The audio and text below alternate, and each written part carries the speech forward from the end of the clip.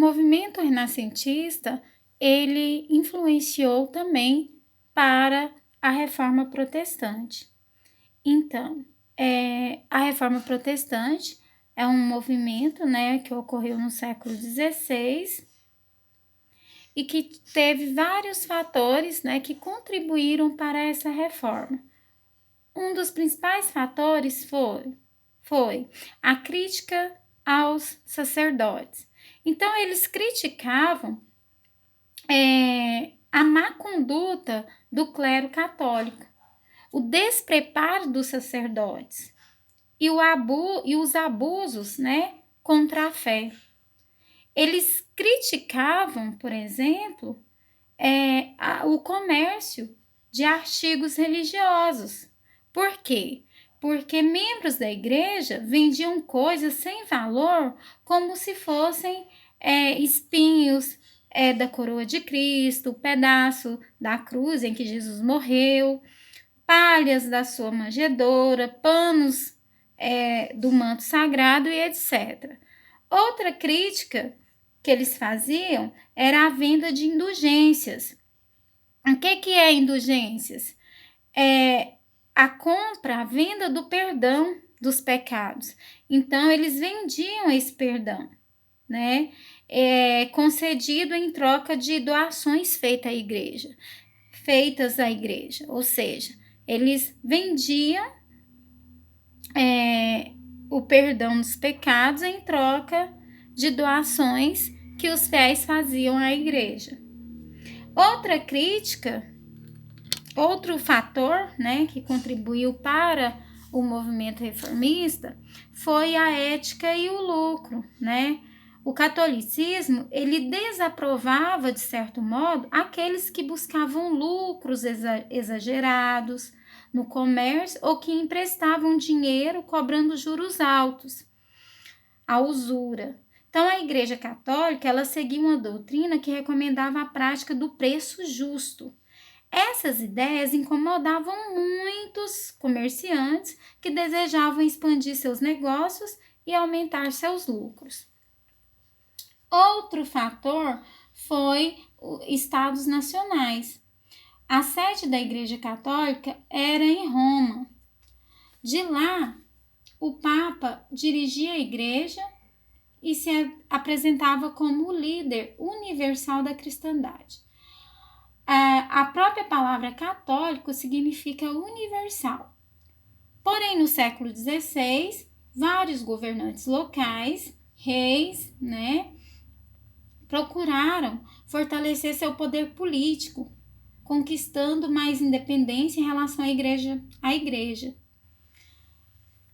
Então, eles queriam, sim, eles queriam mais poder do que a igreja católica, mais influência. Outro fator foi as novas interpretações da Bíblia, né? A Bíblia é o livro sagrado do cristianismo. Então, durante esse período medieval, esse livro ele era interpretado principalmente por autoridades da Igreja Católica. Então, as interpretações, elas baseavam-se em teólogos como Tomás de Aquino e Agostinho. Então, até no século XV, poucos exemplares que existiam da Bíblia eram copiados à mão, né? Então, custavam muito caro. Aí, só depois, né, que a Bíblia passou a ser impressa, mais cristãos tiveram acesso a ela. Então, como aumentaram os números de leitores, né? Então, abriu possibilidade para diferentes leituras, para diferentes interpretações. E quem que influenciavam nessa reforma? Por exemplo, Martinho Lutero. Então, ele era um monge dentro da Igreja Católica, né? Ele, dentro da leitura da Bíblia, ele encontrou, assim, frases, né, que lhe pareceram fundamentais, como o justo viverá da fé. Concluímos que o homem é justificado pela fé sem as obras da lei. Então, ele ele adotou alguns princípios, como a fé cristã como o único caminho para a salvação eterna, a Bíblia como a única fonte para a fé, o batismo e a Eucaristia como os dois únicos sacramentos. Ele, além desses princípios, o Martinho Lutero, ele não acreditava no culto aos santos, não acreditava na adoração de imagens religiosas e ele não aceitava a autoridade do Papa. Outro era Calvino. Então, Calvino, ele condenava o jogo, condenava o culto às imagens de santos, as danças, o uso de roupas luxuosas e de joias. Ele acreditava na predestinação. Como que ele sabia que aquela pessoa era predestinada? Os calvinistas, eles pregavam que os cristãos deveriam trabalhar muito, evitar gastos desnecessários e orar a Deus. Então, um trabalho intenso é recompensado com sucesso econômico. E esse sucesso econômico era entendido como sinal da salvação predestinada, ok? E Henrique VIII, ele era o rei, né, da Inglaterra, e ele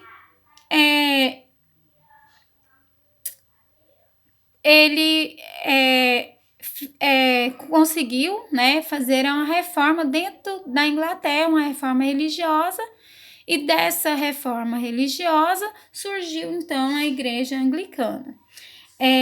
Só para lembrar, o Henrique VIII, um dos fatores que fez com que ele reformasse, né, a religião na Inglaterra foi o descontentamento com o Papa, por causa que Henrique VIII, ele queria anulação do seu casamento, ele queria casar com outra pessoa, e o Papa não concedeu. Então, ele se revolta contra o Papa e faz a reforma religiosa na Inglaterra, surgindo assim a Igreja Anglicana, ok? E também vamos falar um pouquinho da Contra-Reforma. A Contra-Reforma, a Igreja Católica procurou reagir ao protestantismo, e dessa reação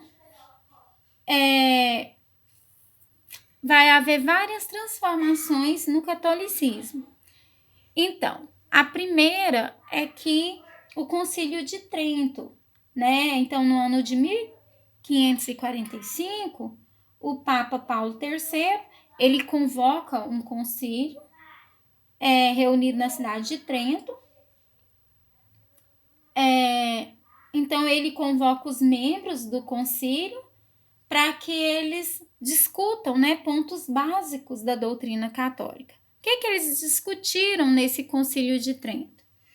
Sacramentos, né, como batismo, a crisma, a eucaristia, o matrimônio. A autoridade do Papa. O Papa é considerado a autoridade infalível nos assuntos da fé cristã. Fontes da fé, que é a doutrina religiosa, que tem como fonte a Bíblia, cabendo ao clero católico sua interpretação correta. Outro fator aí foi a Companhia de Jesus, né? A Ordem de Jesus, que, através de Inácio de Loyola, fundou a Companhia de Jesus. Outro fator aí foi a Inquisição, né? A Igreja Católica reativou a Inquisição. Dentro da Inquisição, ela elaborou uma lista de livros proibidos aos católicos. Dessa lista, né, constavam vários autores importantes. Então, foram cortados, foram proibidos. E os inquisidores, então, eles tinham como objetivo julgar e punir pessoas acusadas de crimes contra a fé católica.